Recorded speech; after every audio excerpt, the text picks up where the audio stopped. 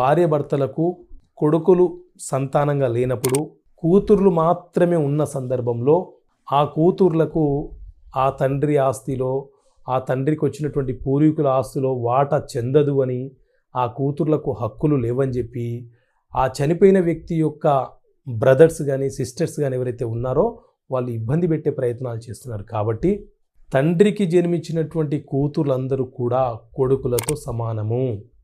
ఆ తండ్రి పేరు మీద ఉన్నటువంటి ఆస్తి పూర్వీకుల నుంచి వచ్చినా లేకపోతే అతను సంపాదించుకున్నా అతని తదనంతరము ఆ కూతుర్లు ఎంతమంది ఉంటే అంతమందికి సమానంగా బాగా పంపిణీ చేసుకునే అవకాశం ఉంటుంది. ఏ ఒక్క కూతురుకో దక్కే అవకాశం ఉండదు.